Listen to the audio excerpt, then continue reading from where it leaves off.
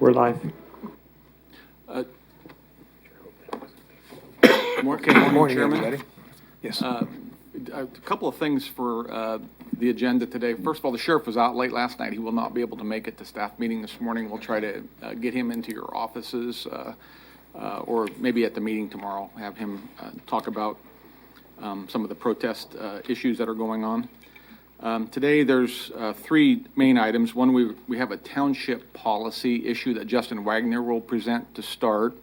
Then we will go into the COVID update, which will have the usual components of the health director, a short report from Rusty on PPEs, a lengthy report on testing from Tim, where we're going to get in some weeds and some description, and a little bit of a report from Tanya on communication surrounding COVID and the marketing component of this, putting messaging out. And then the last item we'll talk about, as you can see, we're getting closer to changing around how we do meetings and putting the commission back up on the bench. And I think Tanya will give us an update on that today with a strategy moving forward and talking about how we can now begin to think about involving public and media back in these meetings very soon, June 10th for sure. And we might move you back up on the bench tomorrow. I want to hear what Tanya has to say about that. But so we'll have some discussion about that. So with that, Chairman, if it's okay, we have Justin take the podium. And Good morning. Morning, Commissioners. Justin Wagoner, Assistant County Counselor. As Tom indicated, there's a draft policy that is in front of each of you. Again, first rough draft. And just to kind of explain the background on this, this has been drafted at Commissioner Howell's request, but there, of course, each of your districts have townships within them and have township roads within them. And while the vast majority of township roads are well maintained and the county really appreciates the work that townships do, there may be situations where a township road is, not in good repair, or as the term in the statute is not in condition for travel. And there's a specific statute, it's KSA 68-124, and the short summary of that statute and why this policy is in front of you is based on that statute, is that if a township road, which again, it's the responsibility legally of the township to maintain it, place it in condition for travel, and keep it in condition for travel, if it's not in condition for travel, the county commission can vote to go in and repair or maintain the township road to place it in condition for travel and then charge the township for the costs incurred in doing that. And this is something that the county, Sedgwick County, has not, to my knowledge, has not regularly utilized this, but it is certainly something that could be utilized if you had, especially the common situation might come up if you'd have constituents who'd be complaining about, maybe a road's not passable, maybe a mail carrier can't deliver mail on it, maybe a school bus can't drive on it or can't drive on it safely. Those are all the types of situations you could encounter. And so what we've put together is a draft policy, and as we discuss this, I think ultimately it's going to be the will of the commission as to where this may go from here. This is just an initial draft and nothing set in stone on it. But just very quickly, the purpose behind this statute is really to have a procedure to where if the county wished, if the will of the Board of County Commissioners was to utilize the statute that I mentioned, there'd be a process in place to have Public Works go out at the request of the commissioner whose township road would be at issue and evaluate the road, use their expert opinion, and determine whether it's in condition for travel. At the bottom, towards the bottom of page 1, there's the definition of condition for travel. I would equate, I drive a Nissan Altima, so I think the standard would be can a single two-wheel drive automobile drive up and down the road without being stuck and or damaged? That's not a very technical definition, but there's not really a standard technical definition for that. There's actually some case law in Kansas that upholds a county, it was Marshall County in that case, about in the 1990s, utilizing this statute, and the court pointed out that condition for travel isn't specifically defined, but we wanted to give some sort of definition for purposes of this policy and for purposes of Public Works if they would go out and do an analysis under this statute, or under this policy, I should say. And so if Public Works would determine that the road is not in condition for travel, then what would happen is the township would get a notice letter saying, hey, this road's not in condition for travel, describing what would need to be done to make it in condition for travel. and then giving them a time frame to either complete that work or have a bona fide plan to complete the work. Failure to do so on their part would then cause the county to continue through the policy, which would really have a public hearing. And again, this is a draft policy. We would have a public hearing in front of the county commissioners with notice given to the township officials. Certainly constituents in that township or other interested parties could show up and provide input on the road issue as well. And then ultimately be up to a simple majority vote of the Board of County Commissioners as to what action, if any, to take on that matter. If the county would complete work, if it would be the will of the Board of County Commissioners to do so, the county could then send a bill to the township to pay the cost for that. As I mentioned, there is a Supreme Court of Kansas case that upholds the county's use of this particular statute, and the process that I've described is more or less in line with what that county did in that particular case. It's similar, kind of fleshes it out in a little more detail, perhaps.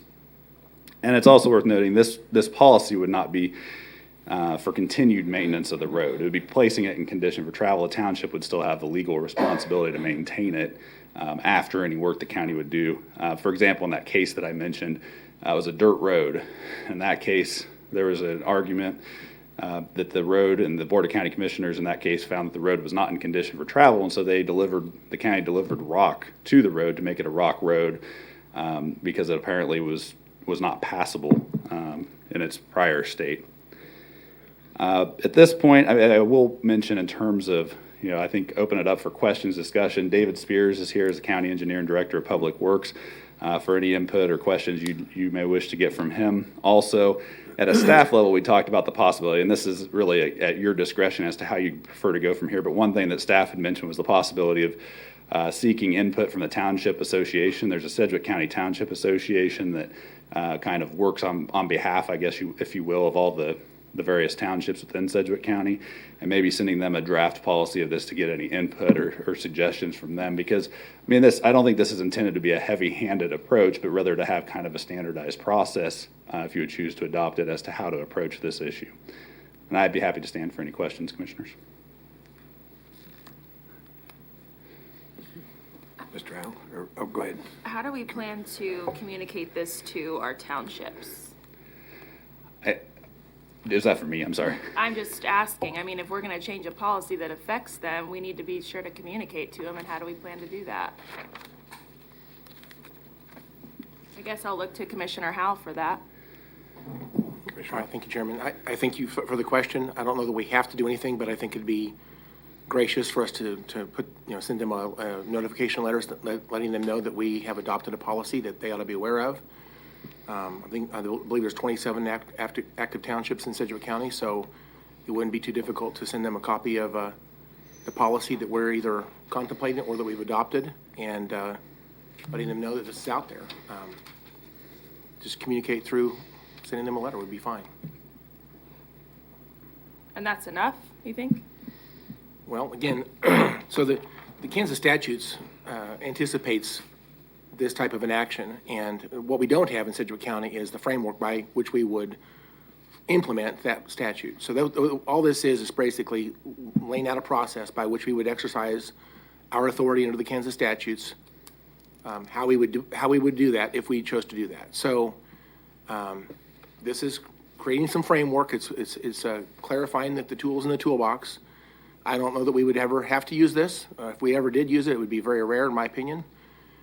I do think the townships ought to be aware that they have responsibilities under the Kansas statutes, and if they can't keep the roads passable, I think it's a very low standard, but if they can't keep the roads passable so that school buses and mail can be delivered and people can get to work and home and things like that, public safety officials can get to their residents, those are kind of some reasonable standards. If they can't maintain the roads to that level, then someone needs to step in at some point and make sure that people who are taxpayers and have a right to access their property can at least do that safely. And I'm not talking about bringing the township roads up to a county standard. I'm simply saying that they have to be passable. And so letting them know that if they can't keep it in that condition, that there is something that can back up the people of our community and make sure there's a solution that's out there. Anyway, so to answer the question, I do think we need to probably communicate with the township, so we're creating the framework. The policy is going to be created so we can exercise our authority under the Kansas statutes if we ever have to. That's all. Commissioner Dennis? Thank you, Mr. Chairman.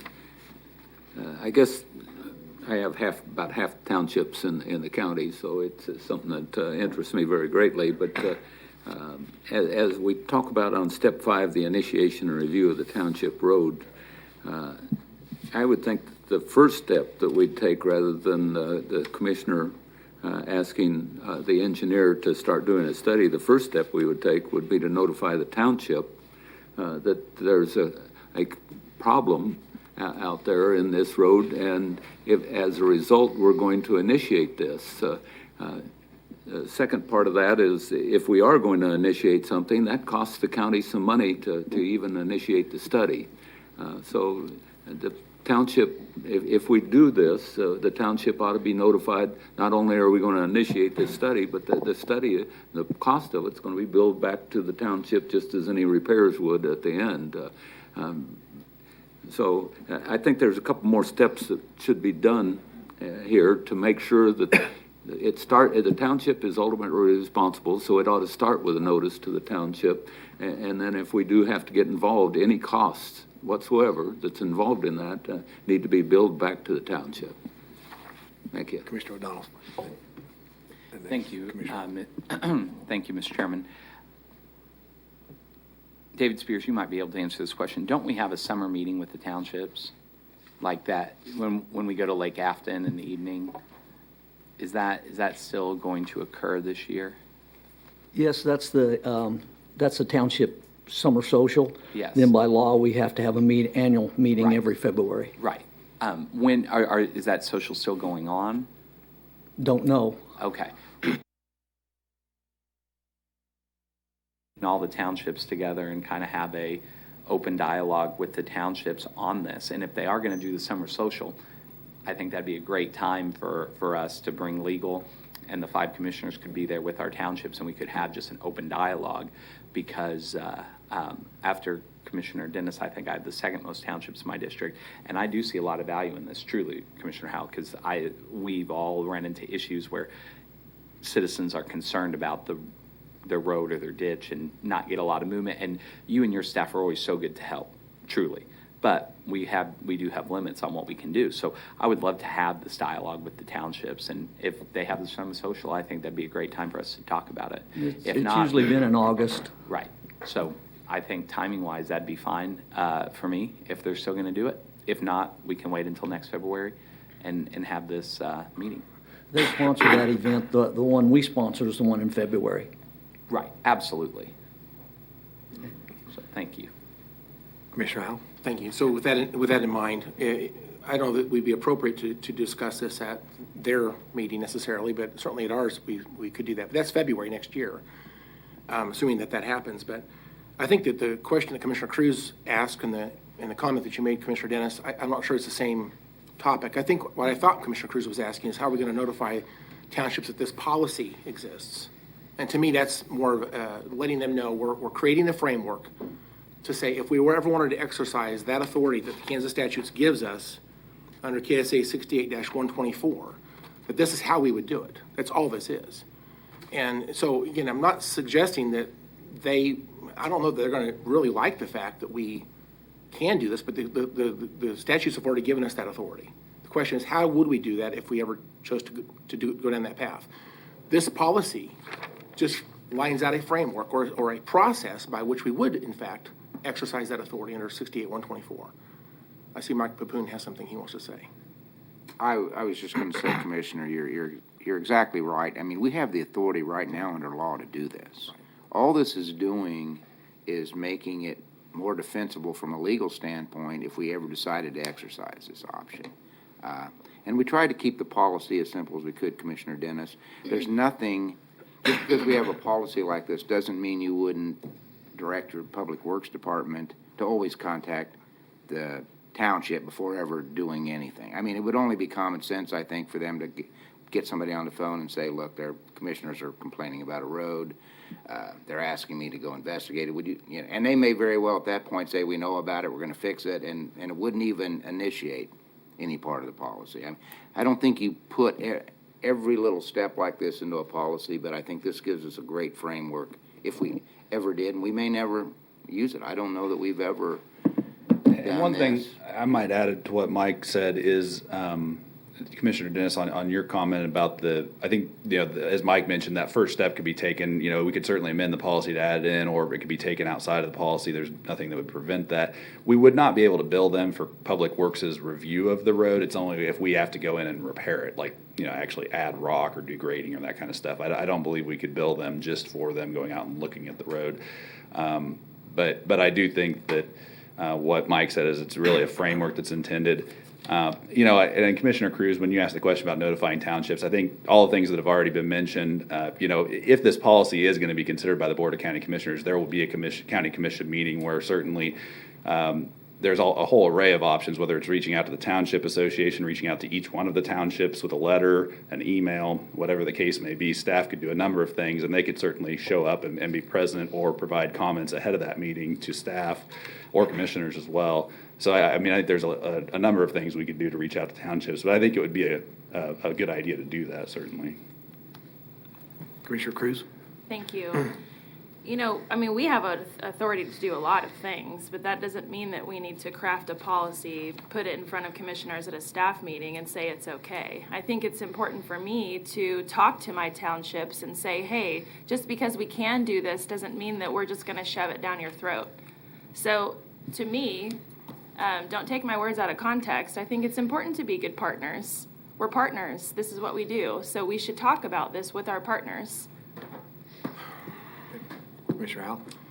Thank you. Well, this is exactly the process we're supposed to follow. We draft a policy, we discuss it at a staff meeting, and if there's consensus to go forward, we'll discuss it at a future BOCC meeting and hopefully adopt the policy. I'm not shoving this down anybody's throat.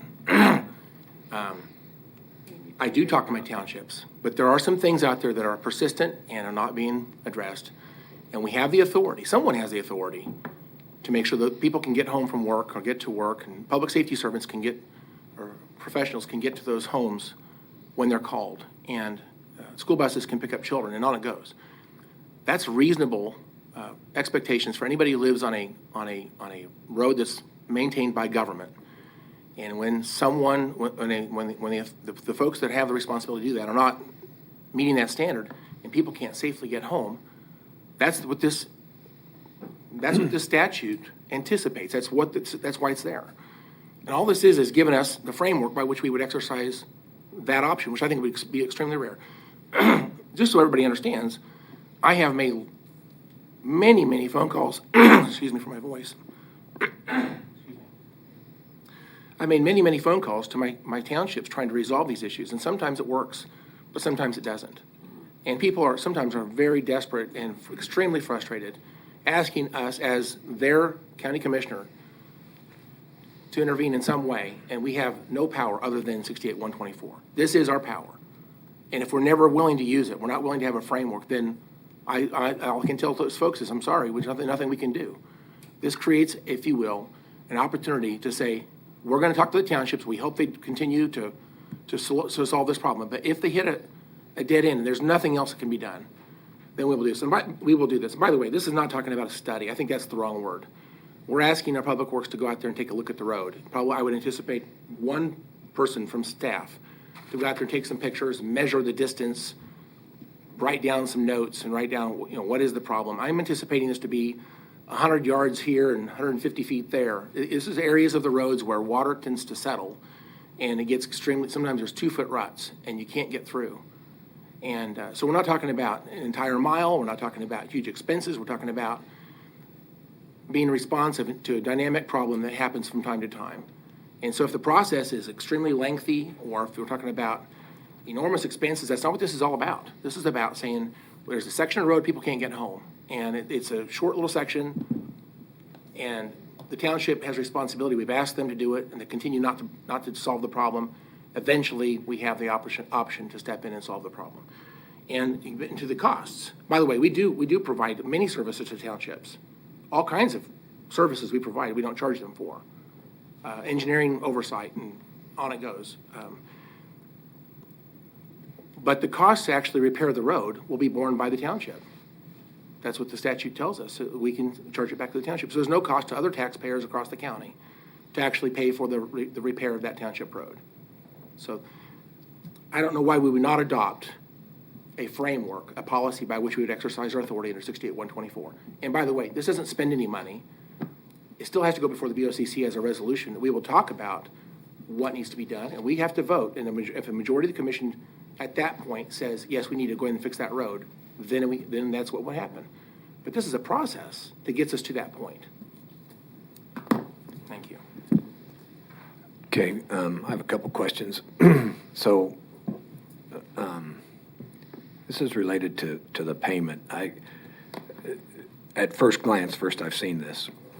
I don't have a lot of townships, but I have a few, and the citizens can get quite vocal calling their commissioner, as David Dennis knows mainly, and Michael with his area.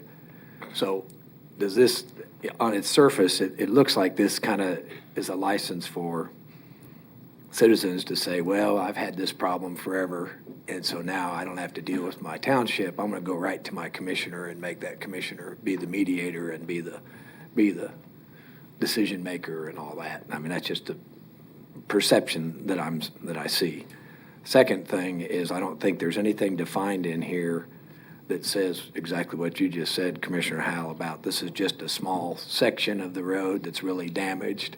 There's a perception that if the road is bad, the whole half mile or whatever it is, or whatever section it is, I think. But thirdly, and more importantly, is the cost. So Justin, is this a cost where the county would pick up the maintenance cost to get this done and then send a bill to townships that could have paid for it themselves in the first place but just refused to because they didn't have budget authority or they didn't have enough revenues? I think there could be a number of situations, Chairman, in which that could arise. I mean, one could be you could have a township that, like you said, doesn't have the budgetary, their budget's tapped out, and then they don't have the money to get, provide the rock or go purchase the rock and perform the grading services that would be needed, for example. So in that case, it could be a situation where the county, if the county commission would choose to use this policy and then end up improving the road, you're right, the county would be paying for it and then would be billing the township for it. And the township would be responsible for those payments in subsequent years, or ideally by the subsequent year. But that is certainly a situation that could occur. The other situation is if they had the money and they just weren't doing it for one reason or neglecting their duties as township officials, which again, I don't think that happens very often. I think, again, it's worth pointing out township officials can do a pretty good job of maintaining their roads. But if that would happen, then I think it does give the ability to the county commissioners to do that and then charge the township for it.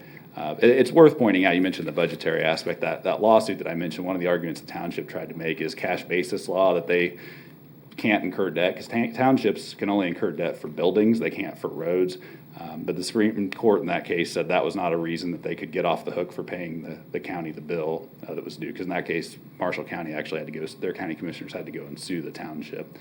You would hope that with that precedent and the cost of litigation and all that, the townships wouldn't get to that point. They would pay the bill or adjust their budget if needed to pay any bill, but that certainly remains to be seen on any of these, how they'd play out. If the township can't pay today and we do the work and send them a bill, I don't think they magically can pay tomorrow, but maybe they can. I don't know what their source of raising revenue is other than a mill levy or something. I think that's correct. I don't mind the notice, so to speak. I'm just not comfortable that the commissioners, it just says that the commissioners may repair and put such roads back in good condition. And I know we're talking about it just maybe supplying some rock, but what is the definition of good condition? David Spears and then 6 months later, after the next rainstorm, are we back again? Because all we did was deliver some rock to make it passable. But I guess my bigger question is, if we're going to be involved in paying for it, and if the township doesn't pay the bill within the next fiscal year that they're supposed to pay it, do we have the authority to just issue a mill levy that's that's split among everybody in the township, because the township's got to do it anyway.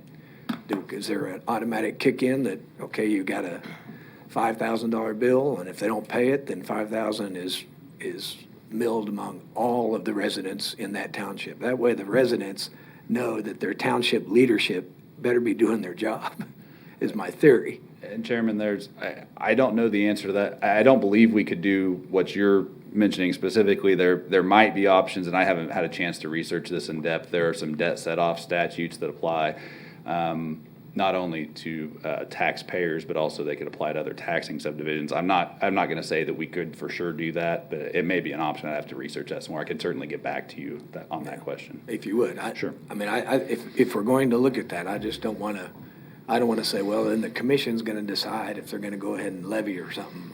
If we're going to do something like that, I'd rather it be built in. Here's your invoice, give me a check. If you don't have the check, it's split among all members, not just the 3 or 4 residents that are complaining about an unpassable road, but it's split among the whole township, and the responsibility of the township leadership would be my global perspective. And further defining a road condition and a section, or just the damaged part, like in the city of Wichita, when there's some curbs that have caved in, they don't replace the whole section, they replace just the curbs that have caved. So that's my comments, observations. Did you have your, Mr. Howe?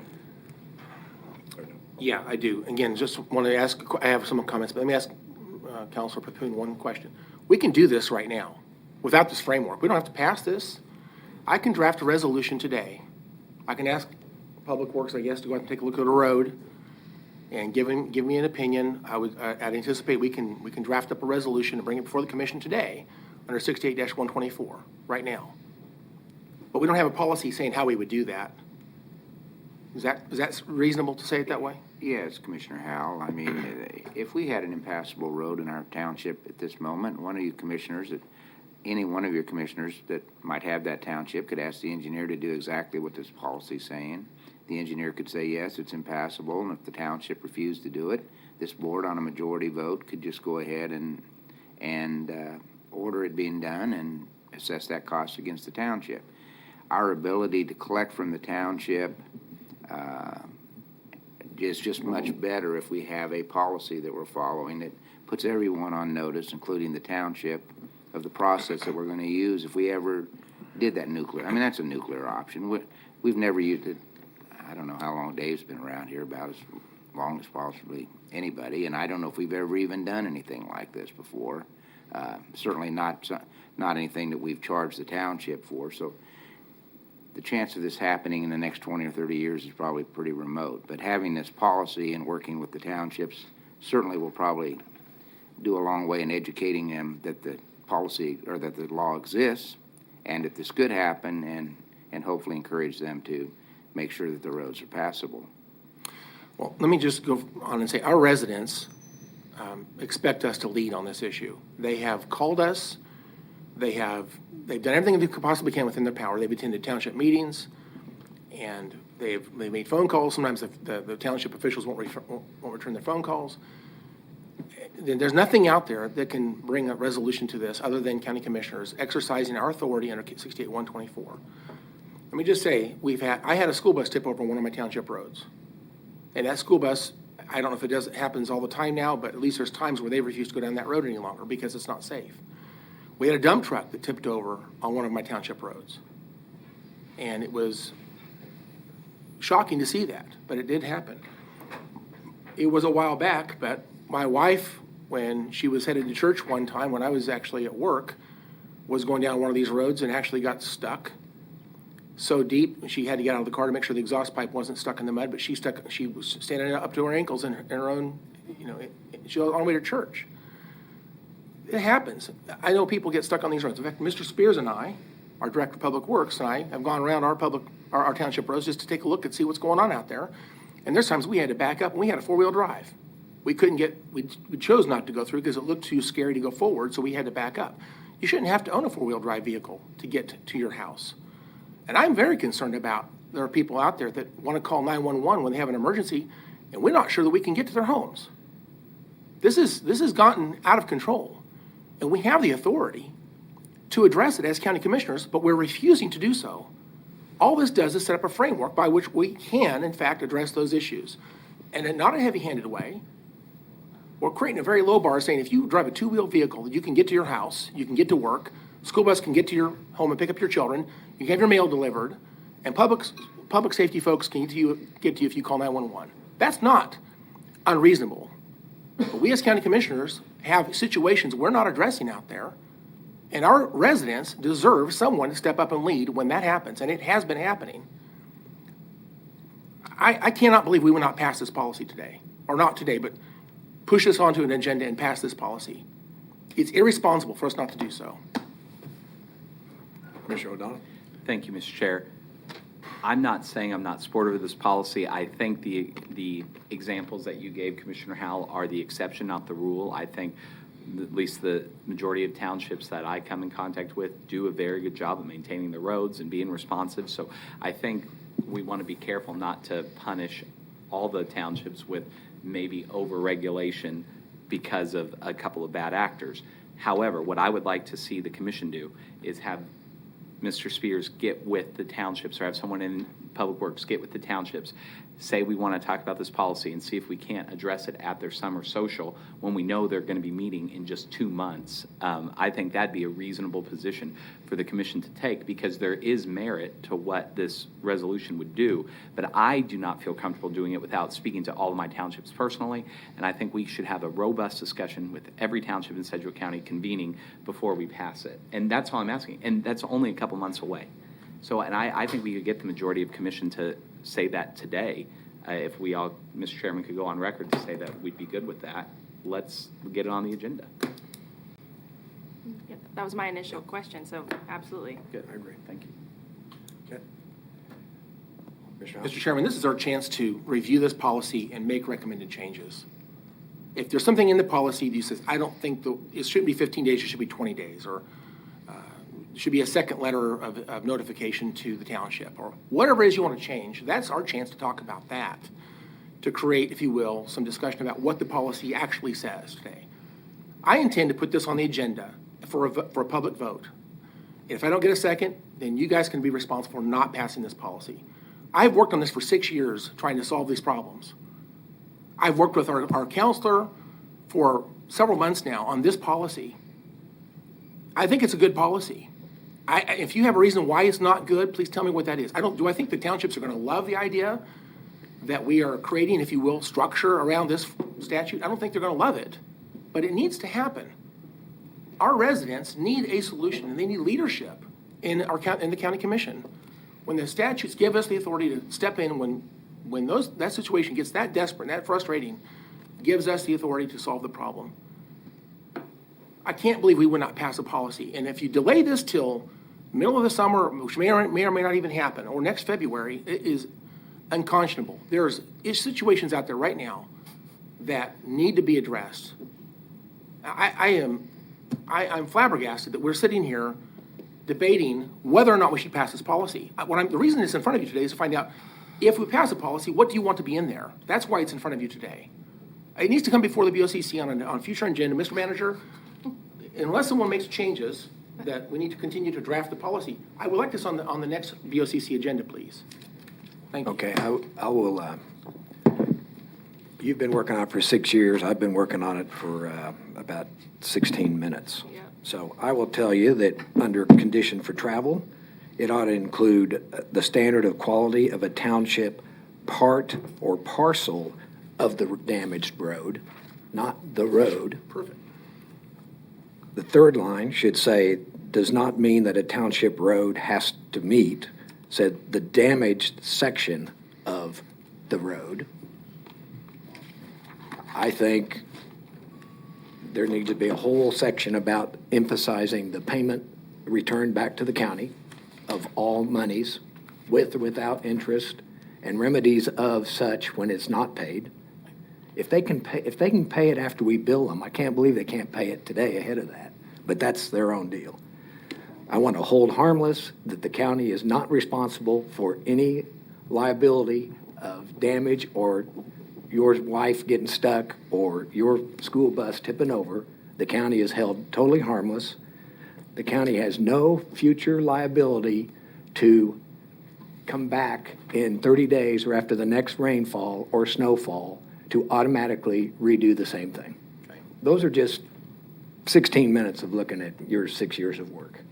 By the way, worked on Amtrak for 6 years too, and I'm not quite there either, but those are just surface. So if you want to put it on the schedule next week, I don't have time to probably approve it, but I will. But if they want to visit more on and check into the legal ramifications and all the things we talked about, but if it's on the agenda tomorrow or next week. Mr. Manager, I withdraw my motion, I withdraw my request to put this on the next BOCC agenda, but please, let's continue working on this. We want to bring it back to another staff meeting with some of those changes. I think those are excellent changes to the policy. So I'd ask Mr. Wagoner to, if you can, please capture those comments and let's amend the draft to make it a little bit better and bring it back to a future staff meeting. But let's continue to drive forward. And when it's ready, when commissioners have had their chance to make sure the policy says what they think it should say, at a staff meeting, there's general consensus that I'd like to see it adopted at a BOCC. But let's not stagnate. Let's not sit back and not pass it, because this is too important not to pass. Commissioner Howell, I want to make sure that you understand, I am of the opinion we should talk to our partners. And so I see you're getting very heated about this because we're not trying to pass it in 30 minutes of a discussion. So I get it. I am supportive of this. I just have to have a little bit more time to talk it over with my townships. I think that's an important part of partnership.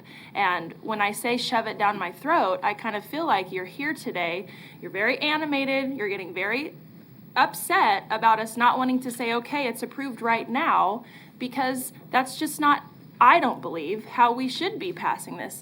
You've worked on it for 6 years, as Commissioner Meitzner pointed out. I would like a little bit more time. Would that be appropriate for you to give me a little bit more time to look this over? So let's be clear, I have not worked on this policy for 6 years. Would you give me more time? You just Yes. said you did. Let me respond, please. I've not worked on this policy for 6 years. I worked on this policy with our counselor for a couple of months, okay? The problem underlying this issue has been in apologize. place for 6 years, okay? There's been challenges out there I've been dealing with as a commissioner since the very beginning of my being elected to this position that I'm not able to solve. And so that frustration needs to come to it, needs to be solved at some point. And so that, the underlying issue has been out there for 6 years, but the policy itself has been something I've been working on for a couple of months. And you can have all the time you want, as long as we're moving forward. I just don't want, if to simply say, we're not gonna talk, we don't really think this is important, and we're gonna talk about this next February, or whatever it's gonna be, that's not okay. If there's things in here you want to change, if there's things that you're not happy with, you have all the time in the world, and I support you for doing that, okay?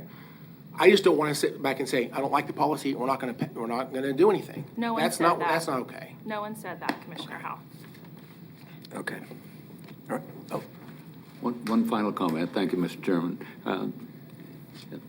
I agree with the chairman that we've not had much time to look at this, and I'm not opposed to it by any means. I want to make sure that you understand that, but I do agree that we need to talk to our townships and let them know and see if they've got some input to the way that this is written. We need to take a look at it in a little more in depth, pick up some of the requirements that the chairman puts in. So I am not saying that I'm not in favor of this. I'm just saying give us a little bit of time so that we can work it too. Very good. Thank you. okay. Mr. Papuna, did you add anything? I was just going to say, Mr. Chairman, that we may have brought this prematurely to the board, but I'll be happy to, along with Mr. Wagner, visit with each one of you to get your recommended changes, and then if you want to share that with your townships or have us send out those drafts to the townships, that'll be fine. But we'll be happy to incorporate everybody's recommendations into this policy. But I do think it's a good policy that we drafted here. Thank you. Thank you, Commissioners. Thanks, Justin. Okay. Okay, we'll move to the discussion regarding COVID, and we'll have Adrian start us up.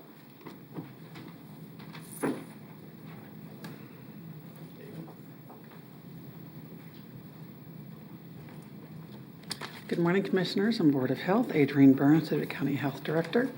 So as reported by Johns Hopkins, Kansas has 10,011 cases of COVID-19. In Sedgwick County, we have a total of 601 cases. 432 people have recovered, and we've had 21 deaths. If you're currently ill, please call 211. The process is still the same as it has been. If you're having any symptoms, please call 211 and they will connect you with our nurse triage line, who will then schedule you for an appointment at our drive-through testing site. There are a total of 10 clusters in Sedgwick County, 3 churches, 3 long-term care facilities, 3 businesses, and 1 correctional facility.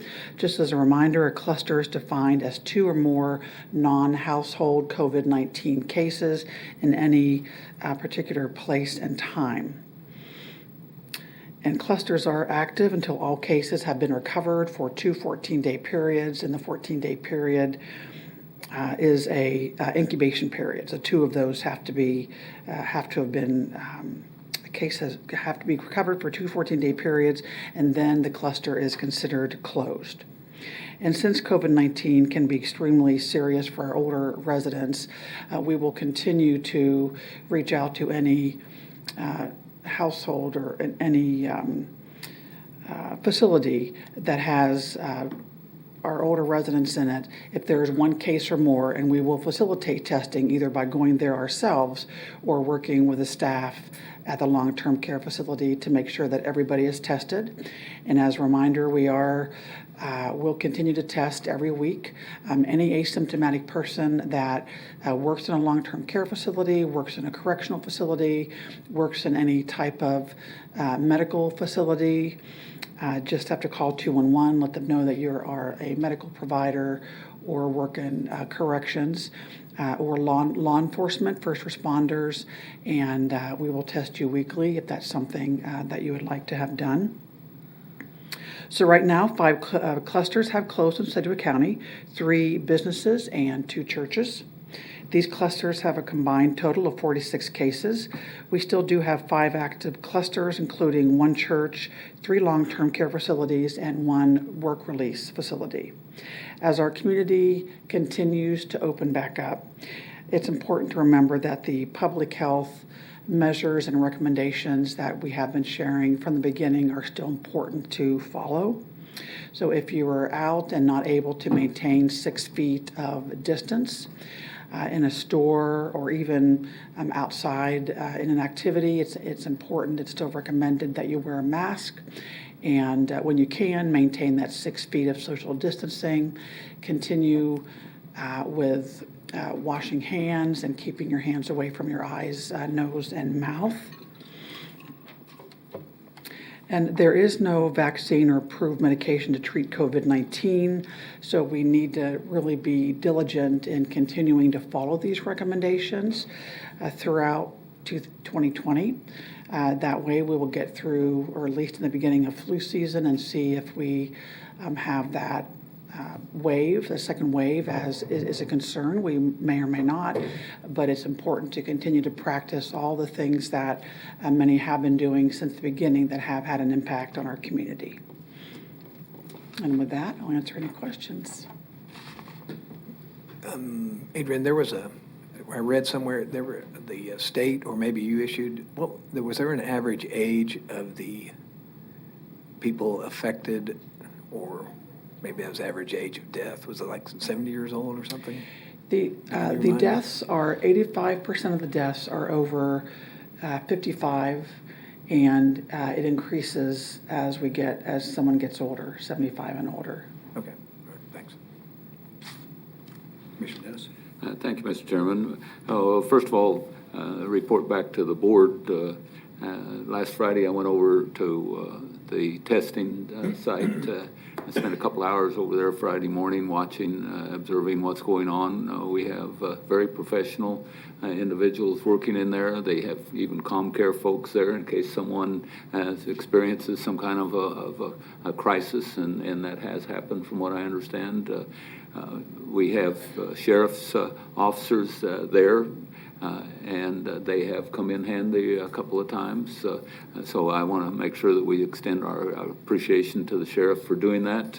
And they're not only there during the day, but they also protect that facility at night because a lot of that equipment stays out there so that they don't have to move the things in and out each and every day. So I just want to pass on my thanks to what all of the folks in Sedgwick County that are involved in the testing are doing. We talked about a lot of things while I was over there. So they're very open to discuss how that is being conducted. One of the things that I don't know if Tim's going to bring up later on that we talked about was the mobile testing, which I've been very interested in. It looks like we've already had a vehicle, from what I understand, that is in Sedgwick County that we're being able to retrofit right now so that we can do some mobile testing. So I appreciated that. One thing that concerned me a little bit is it sounds like we've rented that tent and we're going to have to give it back here in the near future. So I know they're working very diligently trying to find another place that we can do the testing. And I'm not sure where the status is on that right now, but we need to make sure that we don't lose our effort moving forward just because we can't keep that tent that they've got there now. But anyway, long story short, I just want to thank everyone that's involved in the testing from Sedgwick County. And I know we're only about a fifth of the people that are doing testing here, that hospitals are doing it, other organizations are doing it. So we want to pass on our thanks to them. The other thing is I wanted to make sure that everybody understood. Yesterday, Adrian and Tim and Tom and I were on a conference call with the superintendents of the schools. We have a fifth of the students in the entire state of Kansas here in Sedgwick County. And part of my concern and part of the superintendent's concerns rightly is what is the impact of this going to have on our students? Because we basically shut down schools here several months ago, and we don't know exactly. They're trying to find out how to get them started again in the fall if it's even possible. So that has a huge long-term impact on our community, or just being able to make sure that we're educating the youth today because they're our leaders tomorrow. So I appreciate the fact that everyone was on that conference call yesterday. Before the conference call, I made a call since I was on state board. I called our state board rep to see what was going on. Then I called Dr. Randy Watson, who is Commissioner of Education, and talked to them so that I know that what the education community is looking at. When I talked to Dr. Watson, he's going to have guidance out by July 10th for all of the schools, which is important. The sooner the better. The other question that I ask him, anybody that's involved in high schools knows that football practice started yesterday. And so what are we going to do when we get back to schools? So I asked if CASHA was involved, because the Kansas State High School Activities Association is going to have to be a vital part of whatever decision-making process goes forward.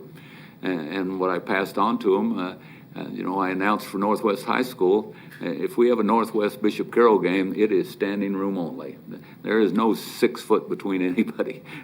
You can't even fit in the stands. Everybody's along the fences and so forth. So what are we going to do? So these are a lot of big questions that we have. And I know that we haven't been talking about education very much, but that's a key component in whatever decisions that we make moving forward. Because again, I can't say it enough, that the students in school today are our leaders tomorrow, and we can't forget that. And we can't just forget what our responsibilities are to the school districts. Thank you, Adrian. I appreciate it. Any other comments? Okay. We'll have Rusty go next, because Tim has a longer story, so we'll let him go last.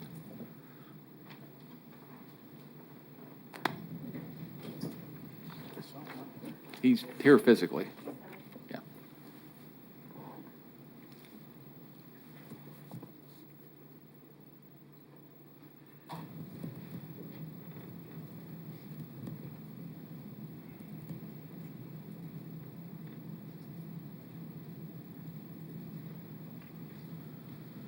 Commissioners. I'll be fairly brief so that Tim can get to his presentation, which is a little lengthier.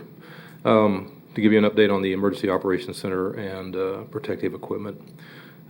Emergency Operations Center is kind of in transition as we have moved into reopening in the early stages of some form of recovery. Some of our loaned personnel from other departments and other governmental entities have had to move back into their regular jobs.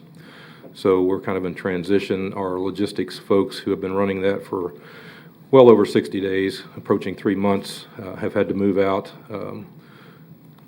We have a couple of folks who came back from furlough who don't have enough to keep them busy at their normal jobs here with one of our departments, and so they have moved in and taken over, and they are doing a great job in their first week running logistics. Also the warehouse, we currently have the warehouse for PPE for medical and first response and nonprofits, and then we have stood up a second location to manage all of the county departments that are going to be coming back online. There's going to come a point in the near future where we probably need to look at consolidating those two operations because personnel are going to become tight, because at least one of those facilities is going to probably move back into some type of operational stage where they will need their space back. As part of that, the current EOC warehouse also has been good through the spring and the early beginnings of summer here, but we are going to need to find a location to manage for the next several months. I believe we're going to have to continue to manage a warehouse at least into the fall and early part of the winter until we see what happens with this virus and if it has another, if we have another round, because we don't want to liquidate and find ourselves in a bad position where we're scrambling again to try to catch up. Currently, the state still has their warehouse functional and operational. They did downsize and consolidate, but they're continuing to provide some support with PPE. We're continuing to have daily conversations with them twice a day and continuing to make requests to help supplement what we have on hand. From purchasing, Mr. Thomas, we're beginning to see some improvement in availability of the type of equipment that we need. The market is not completely stabilized, and we aren't back to a position of normalcy yet in the market, but we are beginning to see some light, and hopefully the sooner that happens, the better shape we'll be. But with that said, we still have entities out there, long-term care facilities, assisted living facilities. The schools are part of the EOC group, as well as qualified nonprofits, and then obviously our public safety folks, and we are still seeing needs to help supplement. They're trying to get what they can on their own, but they're also looking to the state and to the EOC here in the county to help supplement whenever they get a little low and they're waiting on a shipment to come in. So we're pushing small portions to different entities to help them get by for a few days until they can get in what they need. So again, I believe we're going to have to continue this operation for the foreseeable future, and we're making some adjustments as, again, we transition into reopening and into the early stages of recovery. With that, if you have any questions, I'll be glad to stand for them. Otherwise, that's what I have for now. Okay, Rusty. Thank you, and thanks for continuing to contact people as they contact us with solutions and offers and Absolutely. everything else. So some of them pan out very well, and some of them we just can't use, but I hear you. it's good to talk to all of them. Yes, yes. Thank A lot of information out there. Thank you. Okay.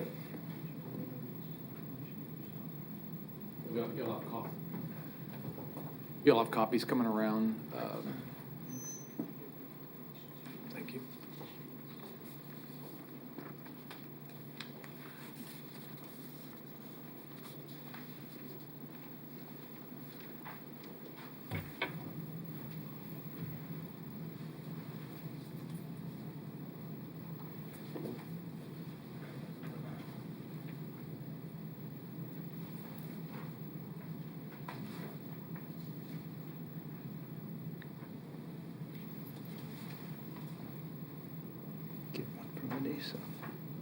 Good morning, Commissioners. Tim Kaufman, Deputy County Manager.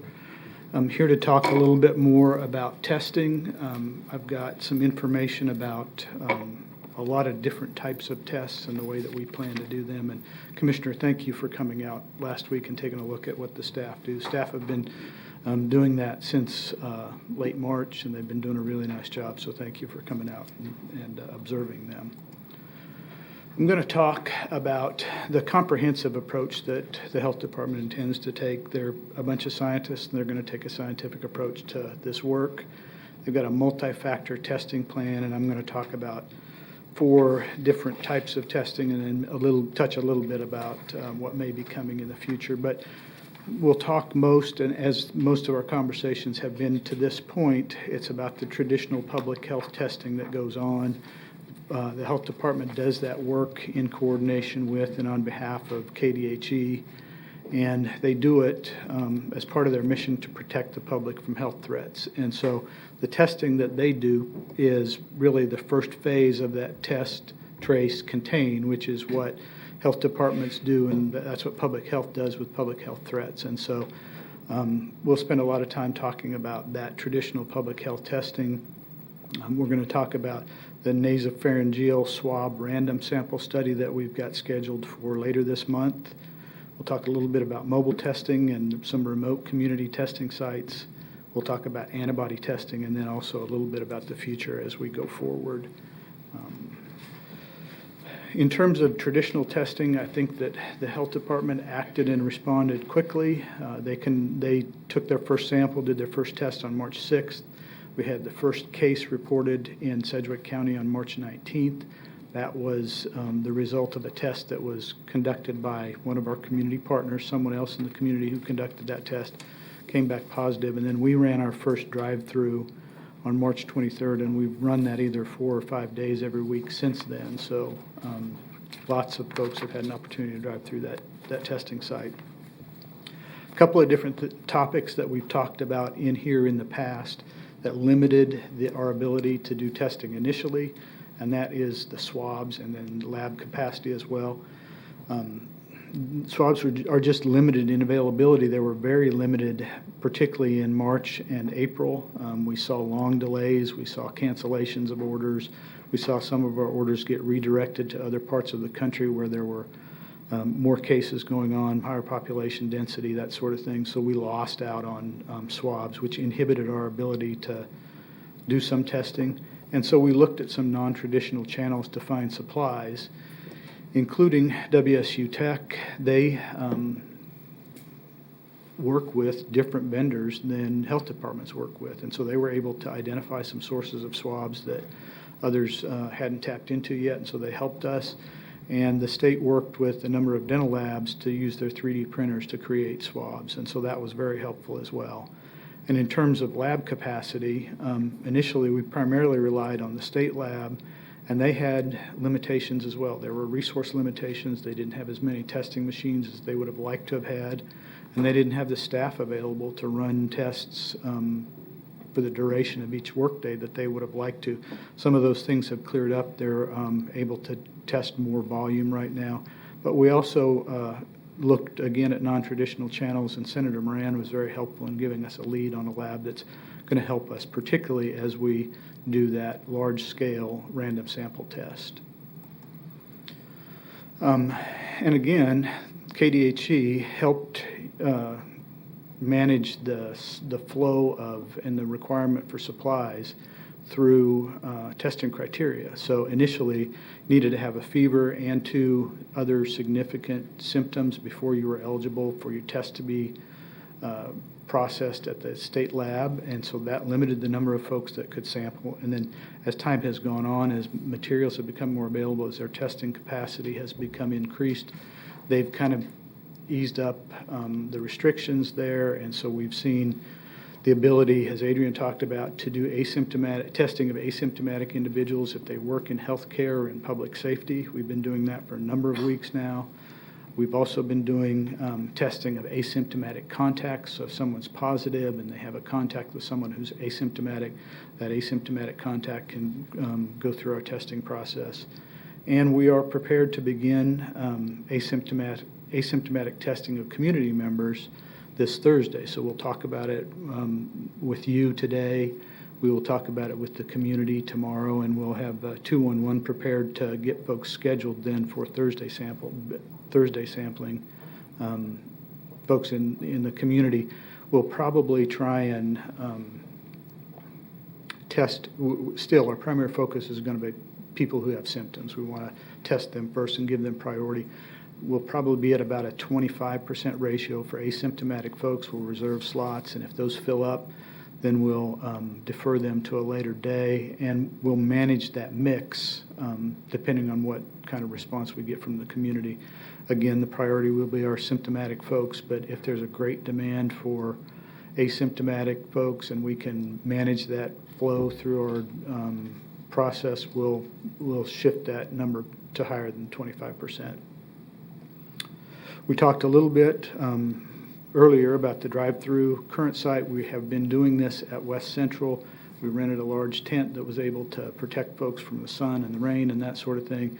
It's gotten to the point now where the temperatures, I think this week we may hit 90 degrees. It's probably going to be too hot for the remainder of the summer to be able to do all of that outdoors. And so we have worked with the facilities folks. We've worked with our on-call realtor to identify a site that would be indoors, that would be a little more climate controlled. The doors will be open most of the day, but still there'll be shade, they'll be indoors and protected. So we think that we are very close to that site. We'll have that, we believe, ready to go by the end of this month. We will have plenty of notice to the community that we're moving our testing site from where it's at to where it will be.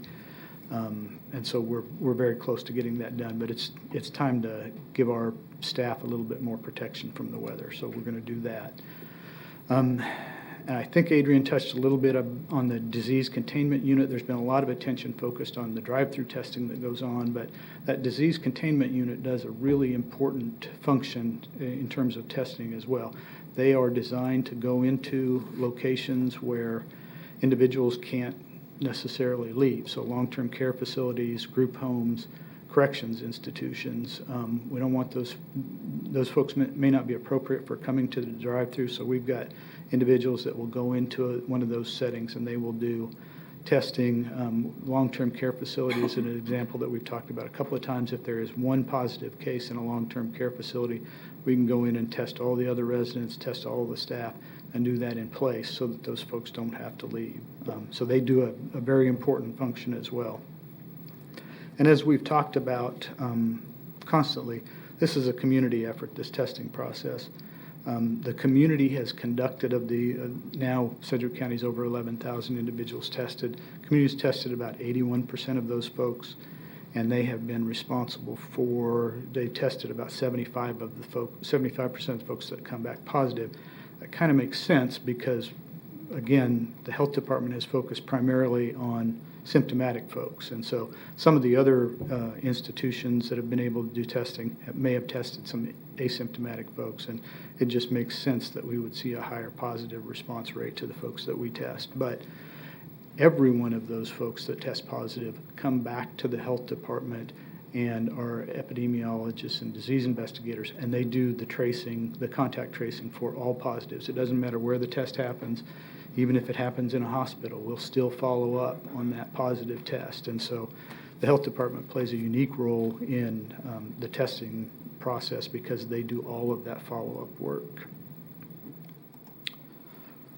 In an effort to increase the amount of information that we have and to understand the spread of the disease in the community better, we are in the process of implementing a random representative sample of the community.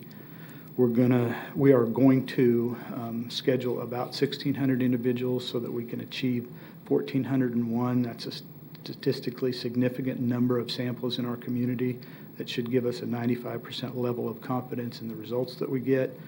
So we are going to outsource two different components of that. We're going to outsource the sample identification. So we're working with an organization that has access to phone numbers, both landlines and cell phone numbers, and they will develop a survey pool for us that we will then hand off to a call center that will make those calls for us, because we think that they'll need to make between 2,000 and 3,000 calls to get 1,600 folks scheduled so that we have 1,400 people show up. Because even today, when we use our 211 process, we schedule folks that call in that are symptomatic, they're feeling ill, we don't have a 100% show rate even when we schedule throughout the course of the week. And so we know that to get 1,400 people here, we're going to need to schedule a little bit higher number.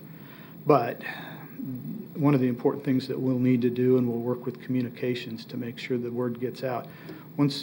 Before those calls start, we need to let the community know that it's okay to answer their phone and pick up a number that they don't recognize. I don't know about you, but oftentimes if my phone rings and I don't recognize the caller, I'm just not going to pick it up.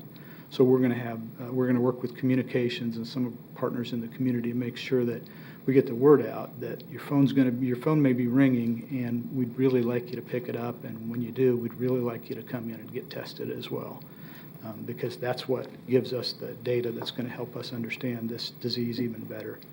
We are tentatively scheduled for the 18th, 19th, and 20th of June. We think that we've got enough time to get those calls made and get those folks scheduled. And after that happens, then the important work really starts in terms of data analysis. It'll take probably a week to get all of those results back. But once we do, we'll spend time doing data analysis. And then we'll work with Dr. Mins and try and figure out what's the right date for a follow-up sample. Probably that one of the things that may make sense is that we put it out 28 days, because that would get us two different cycles, two of those 14-day cycles that Adrian talked about earlier. That may get us enough time to see what is happening with the disease, but we'll have a follow-up sample as well. So we've got contracts in place with both the organization that will provide us with the phone numbers and the organization that we're working through the final details on the organization that's going to make those calls on our behalf. And I'm open for questions at any point in time. Otherwise, I'll go through all of it and pick up questions, or if you've got questions at any point in time, I'll be glad to answer them. Okay. You have a question? Commissioner Howell? Thank you, Mr. Chairman. So I am curious, on the swabs we have now, what's our current amount that we have on the shelf? Swab kit, the kits, I guess. We have 11,749. So it actually hasn't changed much. It's about the same number we had last time. We got about as many in as we used last week. And there has been some asymptomatic testing out there in the community. Does KDHE break that out in any way? Can we see how many positives are discovered, if you will, through asymptomatic testing? Do we have that data? We do not. Does anybody have that data? I don't believe so. We are hopeful that when we do this test, we'll be able to tell the difference between the ones. Well, in fact, I'm confident that we will, because we're going to use a separate lab for all of those.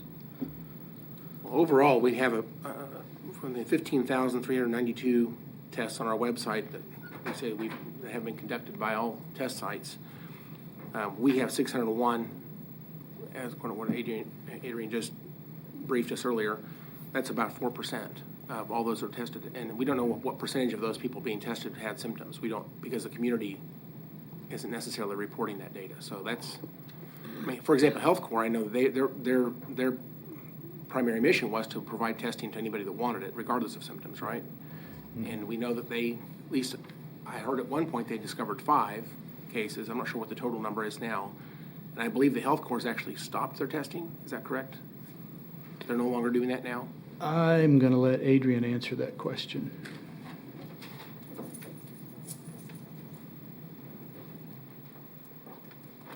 Adrian Burden, Health Director.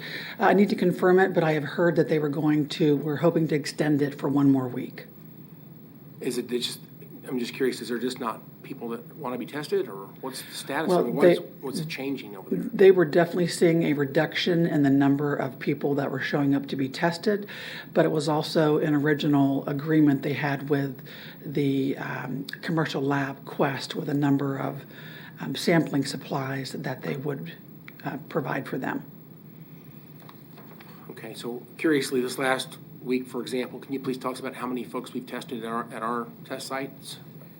How many have we tested here? We did recently? 202. Last week? 4 day, yeah, the 4-day work week, yes. 202. And it's over 4 days? Mm-hmm.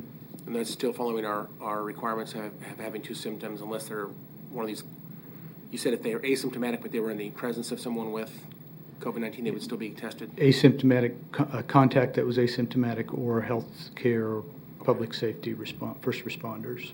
I am curious on this large-scale random sample test. When do we expect to see results from that first round of testing? Well, I think that we would probably see them right at the end of June. I'd like to give the lab a week probably to get those, all those samples processed and get the information back to us. So the intent is that we would do that again around the end of July? Correct. Is there any thought to us notifying folks by postal, a letter sent to them to encourage them to call us? Because they may not answer the phone, but if we notify them by mail, they might be willing to actually call us. A lot of folks don't like government calling them. They prefer to call the government. So it might be worthwhile to send out a request for them to call us. Would that be something we ought to consider? We would certainly consider that. That's one of the reasons we chose to use a call center, because that's their business, and they, I think, know when to call and how to call and that sort of thing. So, but that's a nice idea. We'll consider that as well. I think it'd be worth the money to do it that way. I think probably be a lot more dynamically successful to get those people to want to come in. So I may have other comments or questions later, but thank you. I might butt in here. Emily just sent me a text, so she's listening to the conversation, and according to their partner call on Friday, Health Corps, as of Friday, had tested 1,723 people in May. They saw 19 positive cases. 11 of those cases were symptomatic people, and 8 were asymptomatic. That's the best data we have as of right now. Thank you. Sorry, Tim. Thanks. I have a question. Would there be a reason that we couldn't, out of the 11,749 test kits that we have, would there be a reason that we couldn't provide test kits to Health Corps? They're already set up, they're already doing it. Why wouldn't we want to do that? Can someone answer that I think we can certainly have that conversation with them. Okay. Have we had that conversation? I don't believe that we have, no. Okay. Again, what we've seen, and I think what they've experienced, is that the number of people who are interested, asymptomatic folks that are interested in testing, has been in decline, and then we've seen a little bit of a decline in the symptomatic folks that have been going through 211 as well. So, okay. I think the communication is key, and they've been communicating that they're there. African Americans are, Black people are way more affected by this virus than white people are. And I think it's important for us to start talking about that. And if they're already set up, we have the capability of 11,749 tests. I think it's important for us to utilize their services, their operations, to ensure that people have access to testing. We have a weekly call with Health Corps with Teresa Lovelady, and talk about they are willing to help us in any way, and us them, and we might even partner for them to help us during those 3 days in June. But absolutely, that is something that we can definitely do. Okay, thank you. Okay, Tim. in terms of that community-based testing, we're going to do some targeted mobile testing. We're going to test both symptomatic and asymptomatic individuals. We'll do that, again, by appointment. We've learned that that's most effective for us, but we'll also do some walk-in testing. And again, the goal is to increase testing access, and so that we've got increased data. As Commissioner Dennis mentioned, the EOC discovered that we were looking for a vehicle, a larger vehicle that would help us move materials, had power so that we could have a refrigeration unit for some of the supplies that we need, that sort of thing. And there is a vehicle that started out its life as an ambulance. It became a sheriff's office mobile command center, and it had been it was in the process of transitioning to emergency management, and it really suits our needs for mobile testing vehicles. So we've got that going to fleet, so they'll assess it and make sure that it's all roadworthy and everything, and we will put that into work. We believe that we'll have our first mobile clinic on the 11th of June. We're working with a number of different communities, developing memorandums of understanding so that we can go into a number of different communities across the county. We're going to target primarily the smaller communities outside the city of Wichita, but there are pockets within Wichita where we could improve our testing rates as well, and so we'll use data to help us determine where we go. But we'll start that we believe on the 11th, and then we'll do at least one a week, and depending on what the demand is, we may increase that to a couple times a week as well. And then in terms of antibody testing, we've got that on the plan. I think we've got it slotted in there about August or July, but that date is the one that is least certain because that date may change based on availability and reliability of tests. Right now, the vendor that we're planning to work with on antibody testing indicated that it would be a minimum of 2 weeks before they would be able to get supplies to do any antibody testing, and it would probably take them a month to schedule and do 500 antibody tests on our behalf. And so we would, when we get ready, when it's the right time to do antibody testing, we'll identify a target population for sampling. We're going to outsource that blood draw process. We'll let individuals go to a lab and get that blood draw done. And then the health department's role will be to analyze that data as well. We'll ask whether or not individuals have had symptoms or if they've been diagnosed or tested positive, and that will help us understand the data a little bit better. And then we'll repeat or expand that based on the value of the data gathered. Talked to Dr. Menz. We looked at both recommendations from FDA and CDC in terms of antibody testing.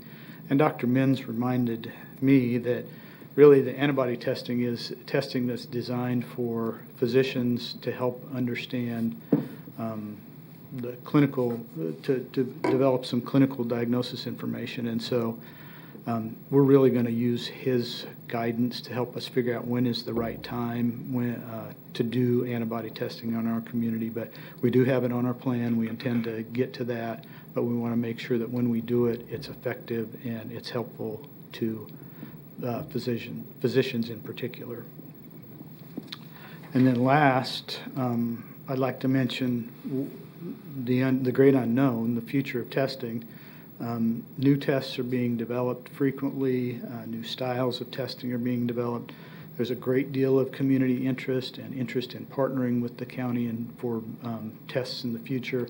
We've had conversations with a couple of different organizations already, and I think there are probably others out there that would be interested in some kind of a partnership with the health department.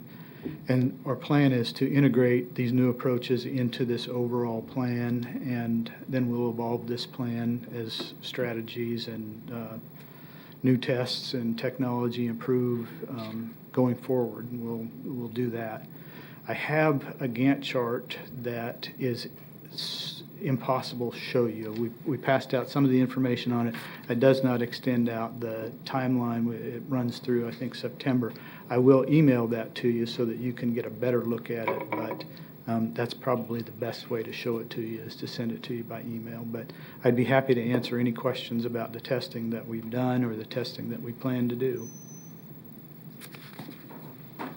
Okay, Commissioner Dennis. Thank you. And I appreciate the briefing, Tim.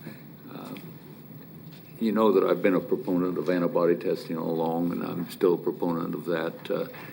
I look at the nasal pharyngeal swabs as kind of a snapshot in time, because we'll know at the day that they took that test that they weren't experiencing any symptoms, or they were, that they either had it or didn't that day. But it's a snapshot. It doesn't mean that the next day they couldn't get it. It's just one point in time. The reason I really like the idea of the antibody testing is because instead of a snapshot, it's more of a motion picture, because it can tell us whether someone has antibodies in their system. So the two of them really work together. They're both important. I'm not taking away one and saying one's better than the other, but I think you need both the snapshot and you need the motion picture. So that's why I've been really an advocate of trying to see if we can get the antibody testing going. I've heard that they're 98% accurate in some studies that I've seen, and I think that I'll live with 2% inaccuracy to be able to get this motion picture idea going. So the sooner we can get that going, I think we would be better off for it. Thank you. other comments? Tim, thanks for the presentation, the summary. It continues to be a moving target, or the word is fluid, I guess. Continues. Yeah. Commissioner Cruz? Thank you, Chairman. So we talked about moving the operations. Are you looking, you talked about working with a realtor. Are you looking at buying something, renting something? What are you thinking? We're looking at a lease on some Okay. space. And what's the size of the space that you're looking at? What are like the qualifications of this place that you're looking to move the testing to? One of the things we're looking for is 2 large doors on either end so that people can drive through it. That's the intent. Okay. We want to continue to do, the safest thing for our staff that are administering these tests is for the individuals that have symptoms to stay in their car. And so it's really Okay. important that we be able to continue to do drive-through testing. And so probably the primary factor is that it has 2 garage doors on Okay. either end, and then it has a roof, and that'll help protect our folks from the sun and the rain and that sort of thing. And Okay. hopefully we'll be able to condition the air a little bit, but it's going to be hard with those doors open. Okay. Thank you. Okay. Commissioner O'Donnell? Thank you.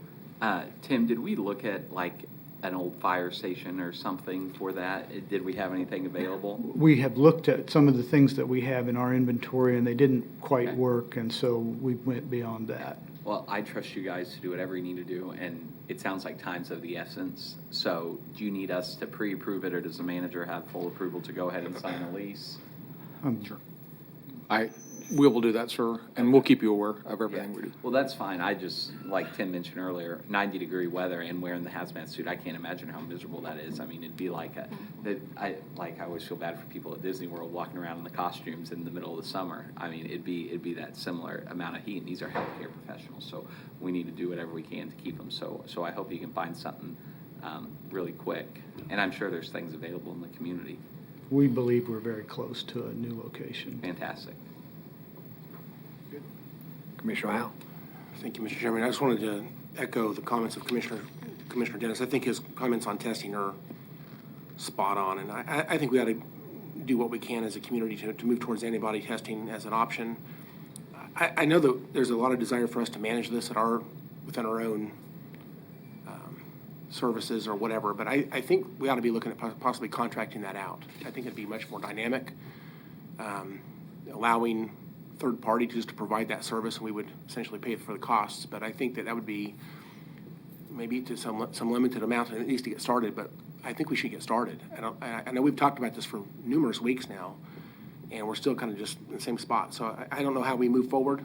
Commissioner Dennis, I think there ought to be a majority of the commission at some point, I guess, makes that very clear that's our direction, because I don't know this is going to happen otherwise, and I don't know when it's appropriate to have that discussion, but I really want to see us move forward. It's on our plan, and again, we're going to use, I recognize there's a sense of urgency from the commission, but we've also got Dr. Menz available to help us decide when the right time is. I like the analogy of the snapshot and the movie picture. We'd like to make sure we've got clear focus, and so that's one of the reasons we're trying to engage Dr. Menz to help give us some guidance on when is the right time to do it.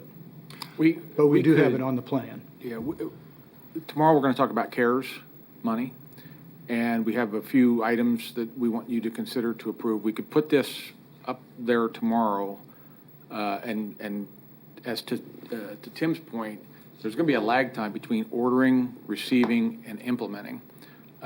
So availability is limited, but you can't get started if you don't get started, right? We have to make the commit that we're going to do it. I would like Dr. Menz, and Commissioner Dennis, I hear your accuracy description. I want to make sure, though, we see information both online and we're hearing from Dr. Menz that reliability of that testing in low incidence of population where the infection is active is higher. And so I want to make sure we have good, clear understanding of that. And when we do, though, we could push this and have a vote for an expenditure. That's where the rubber's going to hit the road. If you guys actually want to go forward and acquire an order and spend money, that could happen as soon as tomorrow. So, Will Dr. Menz be here tomorrow? if we want to push this forward for CARES expense, yes, I would like to have him here. Okay. because they're, the information that I'm receiving as far as, a high prevalence of false positives, just lack of enough data to understand really how this test will really benefit us, I think is important for us to really consider, considering this is a very expensive test. I think that's, I'm willing to spend money on something that works. But if we don't know, and we're not really sure, I don't know that I would feel comfortable. And so I'd like to hear from Dr. Menz to see. I agree, Commissioner. And another thing, and Timmy, correct me if I'm wrong, I don't know that we've had a solid cost on this yet from our vendor or either vendor. Have they given us a firm number? We're getting closer to a cost, but again, the information we got yesterday when we followed up with the vendor was that it would be 2 weeks before they had anything available. And so we didn't have a firm cost yet either. So what commissioners would have to do, if it's tomorrow, or if it's a week from tomorrow, whenever you approve the money, you'll have to give us a range. I don't know that we're going to have an exact dollar cost for you. You'll have to approve up to a certain amount to acquire this type of testing. That's probably the best we'll be able to do at this point. Yeah, I don't know that. If you have a range, we could approve a certain amount of money, but then how many tests would that amount of money acquire? I don't know that that's good policy to, those are my 2 cents as far as. It might be early, but let's take the next step and figure it out. Yeah. Mr. Chairman, I wasn't done, actually. May I continue? I'm sorry, Commissioner Howell. Again, back to our test site, if we're only testing 4 days a week, and again, we're primarily doing daytime, I don't know that really meets the community's needs. I don't know why we're not doing 5 days and possibly Saturdays and possibly an evening or so to open this up. I'd like to know how many slots are available for asymptomatic testing that the community can access.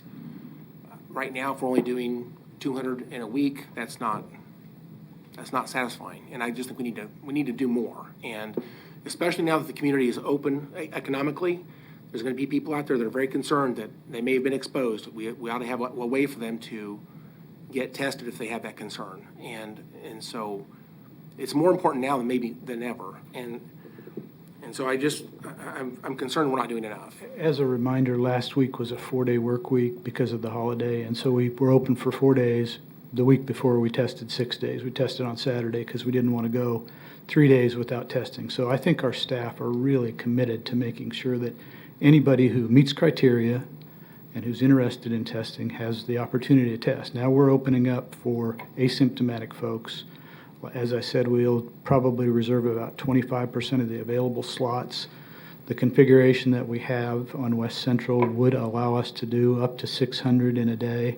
We certainly haven't had anywhere close to that level of interest from symptomatic folks. We'll see what happens when we communicate that asymptomatic folks are eligible for testing. But so we would have the capacity, if we needed to do 150 in a day that were asymptomatic, reserving spaces for people that were symptomatic. And if it turns out in a few days we don't see a change in the demand for symptomatic slots and the demand for asymptomatic increases, we could increase that volume as well. We just haven't seen a demand for it yet.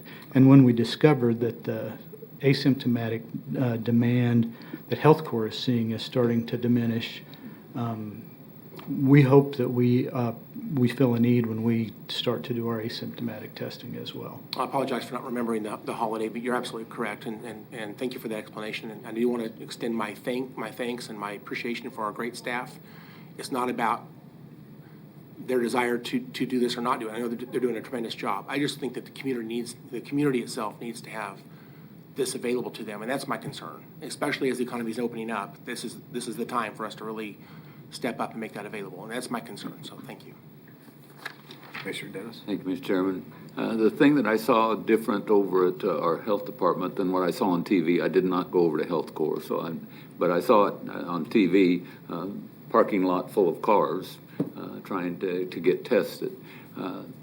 And in my mind, and you guys can correct me if I'm wrong, all of our testing that we're doing at the health department is scheduled. And so they go through 211 and get that scheduled. when they roll up, they've got a time. It's all coordinated. It's all like a big ballet, the way that things move through there with 4 lanes and so forth. You pull up, you've got a time slot that you need to be there. The people pretty well have been coming actually a little bit early, but their paperwork is all filled out on a clipboard. The vials are all labeled. Everything is ready.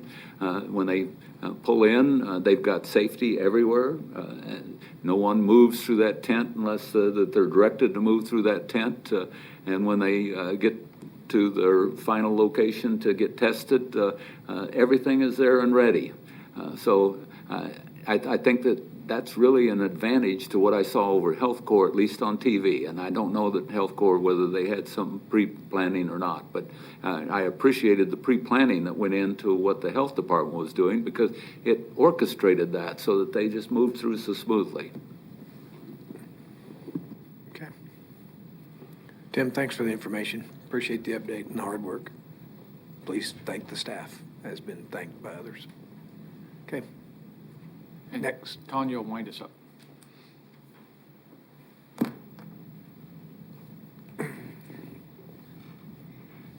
Good morning, Chairman and Commissioners. Tanya Cole, Assistant County Manager.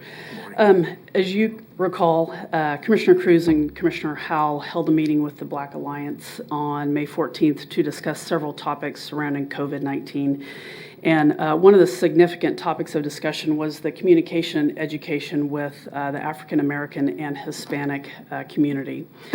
Since that time, we have consulted with our communication professional, Bothner and Bradley, and reached out and are now working with contracted 2 communication firms representing the African American community and Hispanic and Latino community.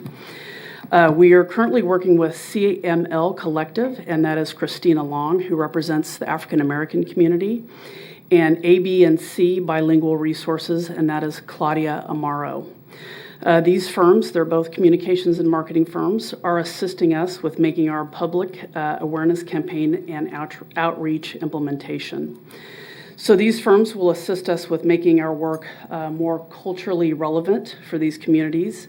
And Claudia will help us with our translations and provide us with the media channels that will touch these audiences in these communities.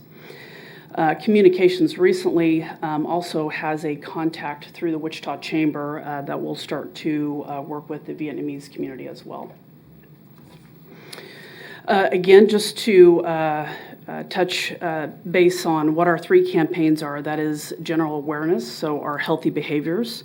Again, that's social distance, wash your hands, wear a mask, and you're familiar with that. You've seen the signs in our buildings. Testing, which Tim just touched base on, we'll want to push out the random sample testing that we'll be doing. And again, hiring of those 47, which I believe we're hiring now. We've hired some positions, so we'll want to touch base again on those health positions.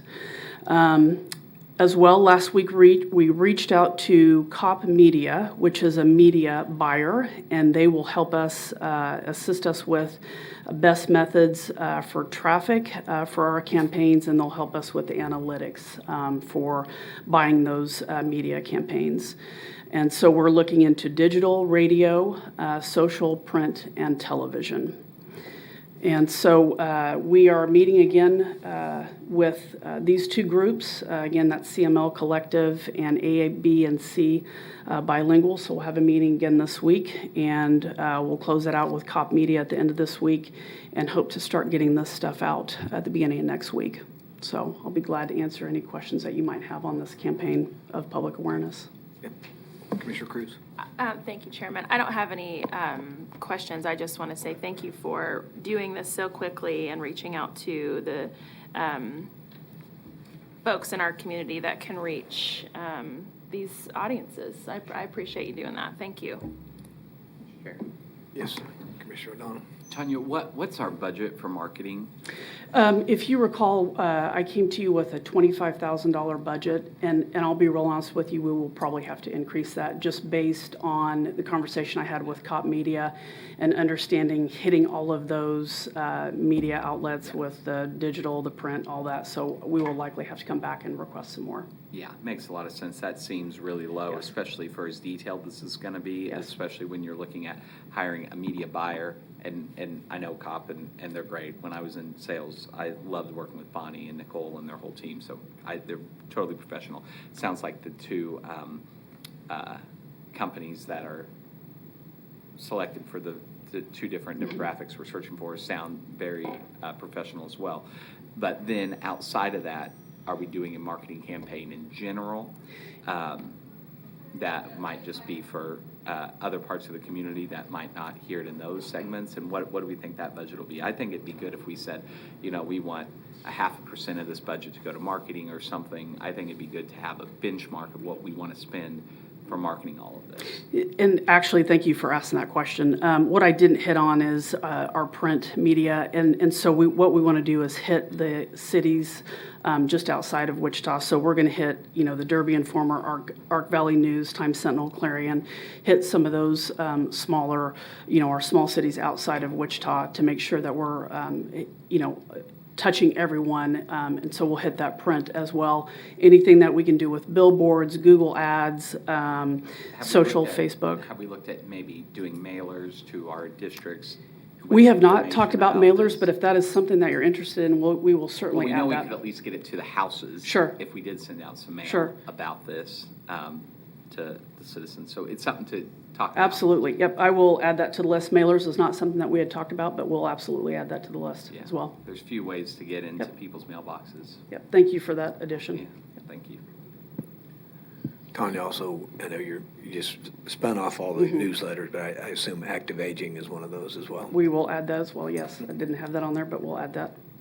They might have as large a I read distributorship. you were in that this month. Oh, Yeah. Very intelligent. Because I'm actively aging. But also, and thank you to you and I lost my train of thought, and Kate for connecting on the Vietnamese. Absolutely. Thank you for connection. that suggestion as well, too. Yeah, that was very helpful. They're very excited to help. So thank you. Okay, Tanya, thank you. We have two young professionals here, I think, that Tanya wants to introduce. Oh, sure.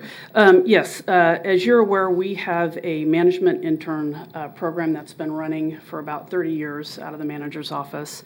It's an opportunity for graduates in public administration to basically have some hands-on experience after they've graduated in local government, and it's a great program. You can look at the list of former interns who've gone on to have great careers in local government. And so I'd like to introduce two new faces to the program. Anissa Red, she is a MPA graduate with Wichita State, and she has been working in ComCare for the last 2 years, and so we're glad to have her as part of our management intern program. And Connie Hammond, she is an MPA with the University of Oklahoma, and so we're glad to have her in Wichita and Sedgwick County and be part of the management intern program. And then I might just add that Aaron Norton, he will be leaving us in the management intern program. He has been promoted to finance, and he will be the COVID-19 special project coordinator. So thank you, Aaron, for all your work in the management intern program. So. Well, welcome, Anissa, and welcome, Connie. You guys want to take your masks Boomer. off so we can see your face? Oh, there they are. Those smiles. Boomer sooner. And Aaron, good luck with everything. Thanks for all you've done for us, and you're stepping into a very small role managing the COVID stuff. So you'll do well. So thanks for the support on that. And go Interesting OU. time to. We got an OU grad. Oh, I know. I told her Boomer Center. I was going to say Roll Tide, but I don't think she'll want that one. Oh, we do? Oh, okay. Interesting time to break into government work. right now, so. Yes, they all have yes, challenges. yes. Thank you And for your then, commitment. Tanya, before you leave the podium, could you talk about this and kind of what the plan is? So as you can see, we attempted, and it looks like we got most of the plexiglass barriers up. I think if the commission desired, you could move up there tomorrow. What we still need to work on is the staff table here. I think we can get those plexiglass barriers done late tomorrow. We won't have them up in time for the commission meeting tomorrow. I think we could put some tables up for the manager and county councilor to sit, as well as the clerk, and we could stick that here. I think what we wanted to do is have a plan officially for the June 10th meeting, and that is a plan that we could talk about having the media and the public be involved in the commission meetings moving forward. I think for the media, we could set them in the back room. They need to be able to plug into the back area there. So I think the plan is we could set about 4 media outlets back in the room.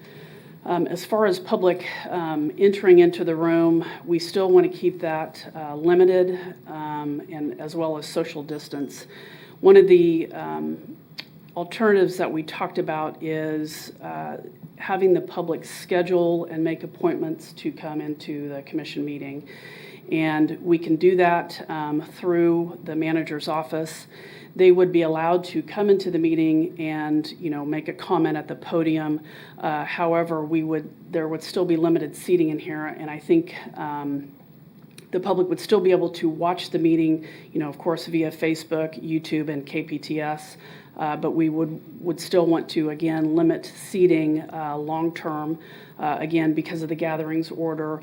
It's still, the gathering is still that it is still for known individuals. So again, I think for the public, you would enter in and make your comments and then leave. And I think that would have to be scheduled and made for appointments. So that's what we have right now.